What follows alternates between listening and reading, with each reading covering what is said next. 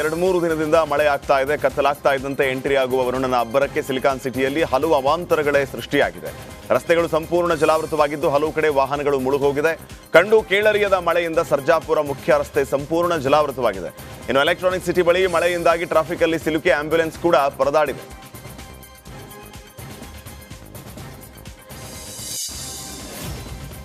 ಬೆಂಗಳೂರಷ್ಟೇ ಅಲ್ಲದೆ ಉತ್ತರ ಕರ್ನಾಟಕದಲ್ಲೂ ವರುಣನ ಅಬ್ಬರ ಜೋರಾಗಿದೆ. ದಕ್ಷಿಣ ಒಳ ಕರ್ನಾಟಕದ ಭಾಗದಲ್ಲಿ ವಾರ್ಷಿಕ ಸುಮಾರು 1019 mm ಮಳೆಯಾಗಿದೆ. ಆದರೆ ಅಕ್ಟೋಬರ್, ನವೆಂಬರ್ ಮತ್ತು ಡಿಸೆಂಬರ್ನಲ್ಲಿ ದಕ್ಷಿಣ ಒಳನಾಡಿನ ಕರ್ನಾಟಕದಲ್ಲಿ 210 mm ಮಳೆ ಆಗಲಿದೆ. ಇನ್ನು ಮುಂದಿನ 3 ತಿಂಗಳಲ್ಲಿ 245 mm ಮಳೆಯಾಗುವ ಸಂಭವ ಇದೆ ಅಂತ ಹವಾಮಾನ ಇಲಾಖೆ ಹೇಳಿದೆ. ಸಿಲಿಕಾನ್ ಸಿಟಿಯಲ್ಲಿ ನಿನ್ನೆ ರಾತ್ರಿ ಸುರಿದಂತಹ ಭಾರೀ ಮಳೆಗೆ ಕೆಆರ್ ಮಾರ್ಕೆಟ್ ಕೆರೆಯಂತಾಗಿದೆ. ಇನ್ನು ಮಳೆಗೆ ತರಕಾರಿ, ಹೂಗಳು ಕೊಚ್ಕೊಂಡು ಹೋಗಿದ್ದು ರೈತರು ಪರದಾಡಿದ್ದಾರೆ. ಪ್ರತಿ ಬಾರಿ ಮಳೆ ಬಂದ್ರೆ ಇದೇ ಪ್ರಾಬ್ಲಮ್ ಅಂತ ಬಿಬಿಎಂಪಿ ವಿರುದ್ಧ ವ್ಯಾಪಾರಸ್ಥರು ಆಕ್ರೋಶವನ್ನ ವ್ಯಕ್ತಪಡಿಸಿದ್ದಾರೆ. ಭಾರೀ ಮಳೆಗೆ ಐಟಿ-ಬಿಟಿ ಮಂದಿ ತತ್ತರಿಸಿದ್ದಾರೆ. ಧಾರಾಕಾರವಾಗಿ ಸುರಿದಂತಹ ಮಳೆಗೆ ಹೊಸೂರು ಬೆಂಗಳೂರು ಮುಖ್ಯ ರಸ್ತೆ ಆಗಿರುವ ಎಲೆಕ್ಟ್ರಾನಿಕ್ ಸಿಟಿಯಲ್ಲಿ ಸುಮಾರು ಅರ್ಧ ಕಿಲೋಮೀಟರ್ವರೆಗೂ ರಸ್ತೆಯಲ್ಲಿ ನೀರು ನಿಂತಿದ್ದು ಇದರಿಂದ ಹೆದ್ದಾರಿಯ ನೀರಿನಲ್ಲಿ ಕಾರುಗಳು ಮುಳುಗಡೆ ಆಗಿದೆ. ಪ್ರತಿ ಬಾರಿ ಮಳೆ ಬಂದಾಗಲೂ ಕೂಡ ವೀರಸಂದ್ರ ಮುಳುಗಡೆ ಆಗ್ತಾ ಇದೆ. ಹೆದ್ದಾರಿ ಪ್ರಾಧಿಕಾರದ ನಿರ್ಲಕ್ಷ್ಯಕ್ಕೆ ಜನ ಪರದಾಡಿದ್ದಾರೆ. ಹಲವು ವರ್ಷಗಳಿಂದ ಇದೇ ಪರಿಸ್ಥಿತಿ ಇದ್ರೂ ಹೆದ್ದಾರಿ ಪ್ರಾಧಿಕಾರ ಡೋಂಟ್ ಕೇರ್ ಅಂತ ಇದೆ. ಬಳ್ಳಾರಿ ಜಿಲ್ಲೆಯ ವಿವಿಧ ಕಡೆ ರಾತ್ರಿ ಭರ್ಜರಿ ಮಳೆಯಾಗಿದೆ. ಮಳೆ ಆರ್ಭಟಕ್ಕೆ ನಾರಿಹಳ್ಳ ಜಲಾಶಯಕ್ಕೆ ಅಪಾರ ಪ್ರಮಾಣದ ನೀರು ಹರಿದು ಬಂದಿದ್ದು ಸಂಡೂರಿನ ಮೈನಿಂಗ್ ಏರಿಯಾ ನೀರಿನಿಂದ ಸಂಪೂರ್ಣ ಜಲಾವೃತವಾಗಿದೆ. ಸ್ವಾಮಿಮಲೈ, ದೋಣಿಮಲೈ, ಕುಮಾರಸ್ವಾಮಿ ಬೆಟ್ಟ ಪ್ರದೇಶಗಳಲ್ಲೂ ಧಾರಾಕಾರ ಮಳೆಯಾಗಿದ್ದು ಮೈನ್ಸ್ ಲೋಡಿಂಗ್ಗೆ ತೆರಳಿದ್ದ ಲಾರಿ ಹಾಗೂ ಜೆಸಿಬಿಗಳು ಮುಳುಗಿ ಹೋಗಿ ಚಾಲಕರು ಪರದಾಡುವಂತಾಗಿದೆ.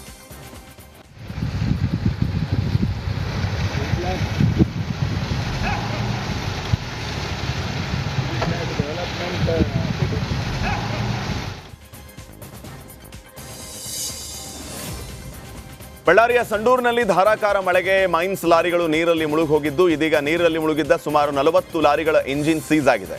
ಜೊತೆಗೆ 50 ಲಾರಿಗಳ ಬ್ಯಾಟರಿಗಳಲ್ಲಿ ಸಮಸ್ಯೆ ಉಂಟಾಗಿದೆ. ಮಳೆ ಪ್ರಮಾಣ ಕಡಿಮೆ ಆಗಿರೋದ್ರಿಂದ ನೀರಿನ ಮಟ್ಟ ತಗ್ಗಿದೆ. ಹೀಗಾಗಿ ನಿಧಾನವಾಗಿ ನೀರಿಂದ ಲಾರಿಗಳು ಹೊರತರಲಾಗ್ತಾ ಇದೆ. ಮಲೆನಾಡು ಭಾಗದಲ್ಲಿ ಕಳೆದ 1 ವಾರದಿಂದ ಸುರಿಯುತ್ತಿರುವಂತಹ ಧಾರಾಕಾರ ಮಳೆಗೆ ಜನರ ಜೀವನ ಅಸ್ತವ್ಯಸ್ತವಾಗಿದೆ. ಇನ್ನು ಚಿಕ್ಕಮಗಳೂರು ಜಿಲ್ಲೆಯ ಶೃಂಗೇರಿ ಪಟ್ಟಣದಲ್ಲಿ ಸುರಿದ ಭಾರೀ ಮಳೆಗೆ ಅಲ್ಲಿನ ದೇವಸ್ಥಾನಗಳಿಗೆ ಹೋಗೋದಕ್ಕೆ ಜನರು ಪರದಾಡಿದ್ದಾರೆ. ಅಷ್ಟೇ ಅಲ್ಲದೆ ನಿರಂತರ ಮಳೆಯಿಂದಾಗಿ ಅಡಿಕೆ ಬೆಳೆಗಳು ನಾಶವಾದ ಕಾರಣ ರೈತರು ಸಂಕಷ್ಟಕ್ಕೆ ಸಿಲುಕುವ ಪರಿಸ್ಥಿತಿ ಎದುರಾಗಿದೆ. ಬಳ್ಳಾರಿ ಜೈಲಲ್ಲಿರುವ ನಟ ದರ್ಶನ್ ಇದೀಗ ಬೇಲ್ ಟೆನ್ಷನ್ ಅಲ್ಲಿದ್ದಾರೆ. ಜೊತೆಗೆ ದರ್ಶನ್ ಬೆನ್ನು ನೋವಿನಿಂದ ಬಳಲುತ್ತಿದ್ದಾರೆ. ಬಳ್ಳಾರಿ ಆಸ್ಪತ್ರೆಯಲ್ಲಿ ಚಿಕಿತ್ಸೆ ಪಡೆಯುವುದಕ್ಕೆ ದರ್ಶನ್ ನಿರಾಕರಿಸಿದ್ದು ಬೆಂಗಳೂರಿಗೆ ಶಿಫ್ಟ್ ಮಾಡ್ತಾರಾ ಅನ್ನೋ ಪ್ರಶ್ನೆ ಮೂಡಿದೆ. ಬೆನ್ನು ನೋವಿನ ಸಮಸ್ಯೆಯಿಂದ ಬಳಲುತ್ತಿರುವಂತಹ ದಾಸ ನಿದ್ದೆ ಮಾಡದೆ ಒದ್ದಾಡ್ತಾ ಇದ್ದಾನೆ. ವೈದ್ಯರು ನಟನ ಆರೋಗ್ಯ ತಪಾಸಣೆ ನಡೆಸಿದ್ದಾರೆ. ಮಾತ್ರೆ ತಗೊಂಡ್ರೂ ಸರಿಯಾಗ್ತಿಲ್ವಂತೆ. ರಾಯಚೂರಿನ ಮಾನ್ವಿಯಲ್ಲಿ ಸ್ವಾಭಿಮಾನ ಸಮಾವೇಶ ಕಾರ್ಯಕ್ರಮದಲ್ಲಿ ಸಿಎಂ ಮೂಡ ಹಗರಣಕ್ಕೆ ಸಂಬಂಧಪಟ್ಟಂತೆ ಮಾತನಾಡಿದರು. ನಾನು ತಪ್ಪು ಮಾಡಿಲ್ಲ, ಆದ ಕಾರಣ ಭಯ ಪಡೋದಿಲ್ಲ. ನಾನು ಜೆಡಿಎಸ್ಗೂ ಭಯ ಪಡಲ್ಲ, ಬಿಜೆಪಿ ಅವ್ರಿಗೂ ಕೂಡ ಭಯ ಪಡಲ್ಲ ಅಂತ ರಾಯಚೂರಲ್ಲಿ ಸಿಎಂ ಸಿದ್ದರಾಮಯ್ಯ ಪ್ರತಿಕ್ರಿಯೆ ನೀಡಿದ್ದಾರೆ. ಮೂಡ ಬೆನ್ನಲ್ಲೇ ಜಾತಿ ಜನಗಣತಿ ಜಾರಿಗೆ ಕಾಂಗ್ರೆಸ್ ಪಾಳೆಯ ಮುಂದಾಗಿದೆ. ಕೆಲವು ಸತ್ಯನ ಪ್ರಜಾಪ್ರಭುತ್ವ ವ್ಯವಸ್ಥೆಯಲ್ಲಿ ಮಾತನಾಡುವುದು ಕಷ್ಟ ಆಗುತ್ತೆ. ಕೃಷಿ ಸಚಿವ ಚಲುವರಾಯಸ್ವಾಮಿ ಈ ರೀತಿ ರಿಯಾಕ್ಟ್ ಮಾಡಿದರು. ನನಗೆ ಇರುವಂತಹ ಮಾಹಿತಿ ಪ್ರಕಾರ ಒಕ್ಕಲಿಗರಿಗೆ, ಲಿಂಗಾಯತರಿಗೆ ಯಾರಿಗೂ ಅನ್ಯಾಯ ಆಗಲ್ಲ. ನಮ್ಮ ಪಕ್ಷದಲ್ಲೂ ಪ್ರಣಾಳಿಕೆಯಲ್ಲಿ ತೀರ್ಮಾನವನ್ನು ತಗೊಂಡಿದ್ದಾರೆ ಅಂತ ಹೇಳಿದ್ದಾರೆ. ಸಚಿವ ಸತೀಶ್ ಜಾರಕಿಹೊಳಿ ಮಲ್ಲಿಕಾರ್ಜುನ್ ಖರ್ಗೆ ಭೇಟಿಯ ವಿಚಾರವಾಗಿ ಅಥಣಿಯಲ್ಲಿ ಶಾಸಕ ಲಕ್ಷ್ಮಣ್ ಸವದಿ ಪ್ರತಿಕ್ರಿಯೆ ನೀಡಿದರು. ಸತೀಶ್ ಜಾರಕಿಹೊಳಿ ರಾಜ್ಯದ ಇಲಾಖೆಯ ಮಂತ್ರಿ. ದೆಹಲಿಗೆ ಭೇಟಿ ನೀಡಿದಾಗ ವರಿಷ್ಠರನ್ನ ಭೇಟಿಯಾಗುವುದು ಸಹಜ ಪರಂಪರೆ. ನಾನು ಈ ಹಿಂದೆ ಮಂತ್ರಿ ಇದ್ದಾಗ ನಮ್ಮ ನಾಯಕರನ್ನ ಭೇಟಿಯಾಗಿ ಕುಶಲೋಪರಿಯನ್ನು ವಿಚಾರಿಸಿ ಬರ್ತಾ ಇದ್ದೆ. ನಾನು ಮೊನ್ನೆ ದೆಹಲಿಗೆ ಹೋಗಿದ್ದೆ. ನಾನು ಕೂಡ ಮಲ್ಲಿಕಾರ್ಜುನ್ ಖರ್ಗೆ ಅವರನ್ನ ಭೇಟಿ ಮಾಡಿದೆ. ಇಲ್ಲಿ ವರಿಷ್ಠರನ್ನ ಭೇಟಿಯಾಗುವುದು ಸಹಜ, ಊಹಾಪೋಹ ಮಾಡುವುದು ಸರಿಯಲ್ಲ ಅಂತ ಲಕ್ಷ್ಮಣ್ ಸವದಿ ಬೆಳಗಾವಿ ಅಥಣಿ ತಾಲೂಕಿನ ಕೊಕ್ಕಟ್ನೂರು ಗ್ರಾಮದಲ್ಲಿ ಹೇಳಿದ್ದಾರೆ.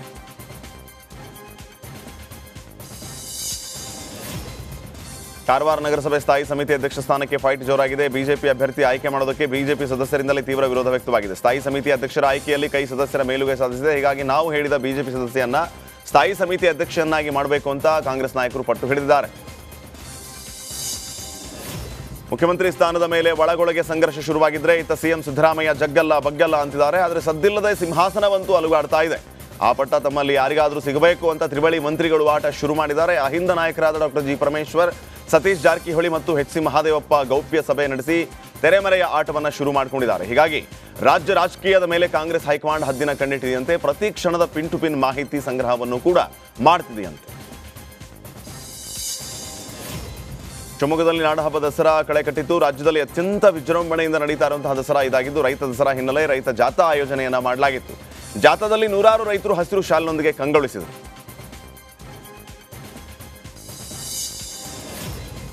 ಪ್ರತಿ ವರ್ಷದಂತೆ ಶಿವಮೊಗ್ಗ ದಸರಾದ ಜಂಬೂ ಸವಾರಿ ಅದ್ದೂರಿಯಾಗಿ ನಡೆಯಲಿದೆ. ಮೆರವಣಿಗೆ ಸಾಗುವ ಮೂಲಕ ಜಂಬೂ ಸವಾರಿ ತಾಲೀಮು ಆರಂಭಿಸಿದ್ದೆ. ಸಕ್ಕರೆಬೈಲು ಬಿಡಾರದ ಸಾಗರ, ಬಾಲಣ್ಣ ಮತ್ತು ಬಹಾದೂರ್ ಆನೆಗಳಿಂದ ತಾಲೀಮು ನಡೆಸಿದ್ದಾರೆ. ನಗರದ ವಾಸವಿ ಶಾಲೆಯಿಂದ ಹೊರಟು ಕೋಟೆ ರಸ್ತೆ, Gandhi Bazaar, BH road, AA circle, Nehru road, Durgigudi, jail road ಮೂಲಕ ಫ್ರೀಡಂ ಪಾರ್ಕ್ವರೆಗೆ ತಾಲೀಮು ನಡೆಸಲಾಗಿದೆ. ಬೆಂಗಳೂರಿನಲ್ಲಿ ಯುವತಿ ಅನುಮಾನಾಸ್ಪದವಾಗಿ ನೇಣು ಬಿಗಿದು ಮೃತಪಟ್ಟಿದ್ದಾಳೆ. ಕುಂದಾಪುರ ಮೂಲದ ಮೇಘನಾ ಶೆಟ್ಟಿ ಮೃತಪಟ್ಟಿರುವಂತಹ ಯುವತಿಯಾಗಿದ್ದು, ಇನ್ನು ಪತಿ ಸುದೀಪ್ ಶೆಟ್ಟಿ ವರದಕ್ಷಿಣೆ ಕಿರುಕುಳ ನೀಡುತ್ತಾ ಇದ್ದ ಅಂತ ಹೇಳಲಾಗ್ತಾ ಇದೆ. ತಡರಾತ್ರಿ ಯುವತಿಗೆ ಕರೆ ಮಾಡಿ ಯುವತಿಯ ಜೊತೆಗೆ ಅಸಭ್ಯವಾಗಿ ವರ್ತಿಸಿದ್ದಕ್ಕೆ ಮಹಿಳೆಯರು ಯುವಕನಿಗೆ ಕಪಾಳ ಮೋಕ್ಷ ಮಾಡಿದ್ದಾರೆ. ಈ ಘಟನೆ ಮಂಗಳೂರು ನಗರದ ಕುಳೂರಿನಲ್ಲಿ ನಡೆದಿದ್ದು, ಜನರಲ್ ಸ್ಟೋರ್ ಅಲ್ಲಿ ಕೆಲಸ ಮಾಡ್ತಾ ಇದ್ದ ವೇಳೆ ಇಬ್ಬರು ಮಹಿಳೆಯರು ಅಂಗಡಿಗೆ ನುಗ್ಗಿ ಯುವಕನನ್ನ ಪ್ರಶ್ನಿಸಿ ಕಪಾಳ ಮೋಕ್ಷ ಮಾಡಿದ್ದಾರೆ.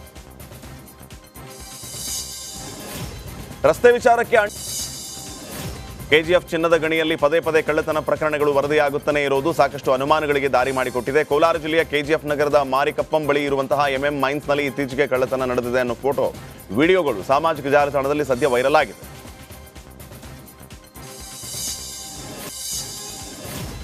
ಧಾರವಾಡದ ಸಪ್ತಾಪುರ ಪರಿಶಿಷ್ಟ ವರ್ಗದ ಮೆಟ್ರಿಕ್ ನಂತರದ ಹಾಸ್ಟೆಲ್ನ ವಿದ್ಯಾರ್ಥಿಗಳು ಅನ್ನ ಸಾರು ತೆಗೆದುಕೊಂಡು DC ಕಚೇರಿಗೆ ಒಂದು ಪ್ರತಿಭಟನೆಯನ್ನು ಮಾಡಿದ್ದಾರೆ. ಹಾಸ್ಟೆಲಲ್ಲಿ ನೀಡುತ್ತಿರುವಂತಹ ಆಹಾರ ಸರಿಯಿಲ್ಲ ಅಂತ ಆರೋಪಿಸಿ ಅನ್ನ ಸಾಂಬಾರ್ DC ಕಚೇರಿ ಮುಂದಿಟ್ಟು ಆಕ್ರೋಶವನ್ನು ವ್ಯಕ್ತಪಡಿಸಿ ಪ್ರತಿಭಟನೆಯನ್ನು ಮಾಡಿದ್ದಾರೆ.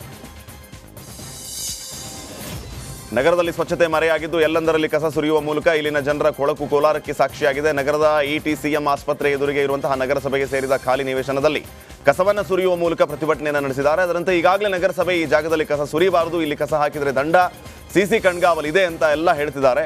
ಆದರೆ ಕಸ ಎತ್ತುವುದಕ್ಕೆ ಪರ್ಯಾಯ ವ್ಯವಸ್ಥೆ ಮಾಡಿಲ್ಲ ಅಂತ ಆಕ್ರೋಶವನ್ನು ವ್ಯಕ್ತಪಡಿಸಿದ್ದಾರೆ.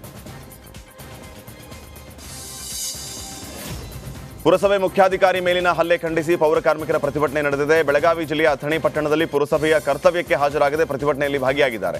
ಸ್ಥಳಕ್ಕೆ ಆಗಮಿಸಿದ ಅಥಣಿ DSP ತಹಸೀಲ್ದಾರ್ ಸಿದ್ದರಾಮಯ್ಯ ಬೋಸ್ಗೆ ಭೇಟಿ ನೀಡಿದ್ದಾರೆ. ಫ್ಲೈಓವರ್ ಕಾಮಗಾರಿಯ ವೇಳೆ ಪೈಪ್ಲೈನ್ಗೆ ಹಾನಿಯಾಗಿ ಅಪಾರ ಪ್ರಮಾಣದ ನೀರು ಪೋಲಾಗಿರುವ ಘಟನೆ ಹುಬ್ಬಳ್ಳಿಯ ಚೆನ್ನಮ್ಮ ಸರ್ಕಲ್ ಅಲ್ಲಿ ನಡೆದಿದೆ. ಫ್ಲೈಓವರ್ಗೆ ಪಿಲ್ಲರ್ ಅಳವಡಿಸುವುದಕ್ಕೆ JCBಯಿಂದ ತಗ್ಗು ತೆಗೆಯುವ ಸಮಯದಲ್ಲಿ ಪೈಪ್ಲೈನ್ಗೆ ಹಾನಿಯಾಗಿದೆ. ಈ ವೇಳೆ ನೀರು ಆಕಾಶದೆತ್ತರಕ್ಕೆ ಚಿಮ್ಮಿದ್ದು ಕಾರಣ ಕೆಲಕಾಲ ಚೆನ್ನಮ್ಮ ಸರ್ಕಲ್ ಅಲ್ಲಿ ಆತಂಕ ಸೃಷ್ಟಿಯಾಗಿತ್ತು.